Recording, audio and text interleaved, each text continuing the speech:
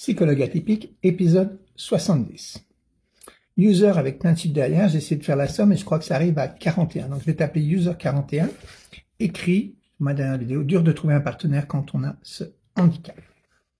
Je suis un psychologue qui a reçu un diagnostic d'autisme à l'âge de 59 ans. Je ne suis pas expert en autisme, c'est juste que l'autisme est devenu une de mes passions. Alors user 41, tu fais beaucoup de commentaires sur ma chaîne TikTok, tu votes dans beaucoup de votes un peu dans une direction qui est, on va dire, différente que la neurodivergence positive pour laquelle je milite, on va dire, ou en tout cas que j'essaye d'entraîner, de rendre possible ou plus probable à travers mes vidéos.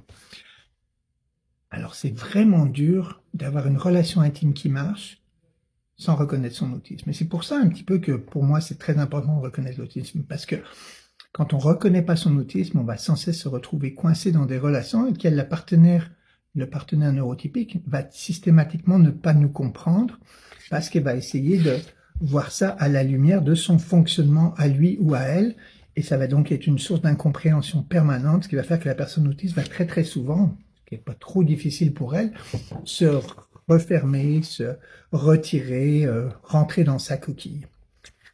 Pour qu'une relation avec un autiste marche bien, ou une autiste, ben c'est pas si dur que ça de trouver un partenaire, mais ça prend d'être très très ouvert. Alors moi, quand j'ai reconnu mon autisme et je suis allé chercher une nouvelle partenaire, je suis allé sur des sites de rencontres et j'ai écrit des profils qui étaient autistes compatibles.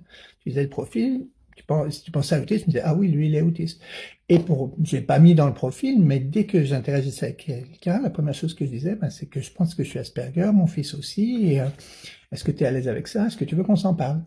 Donc ça a mis un filtre très haut, et ça a été très facile de trouver une partenaire qui était intéressée et ouverte.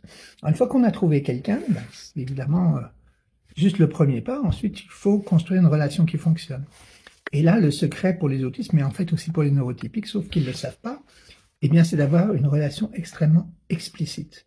Arrêtez d'essayer de deviner, de projeter des intentions, de imaginer comment l'autre fonctionne et lui demander. Et quand l'autre te dit comment il fonctionne, ben, le prendre pour argent comptant, en te disant, avec une espèce d'a priori de bienveillance, et de penser que l'autre est sincère, honnête, te dit ce qu'il pense et que ne cherche pas à faire du mal. Quand tu construis une relation intime sur cette base-là, que tu sois autiste ou pas, mais très clairement quand tu es autiste, eh bien tu vas rapidement trouver une relation riche, profonde, sécuritaire, très intime. Cool, non?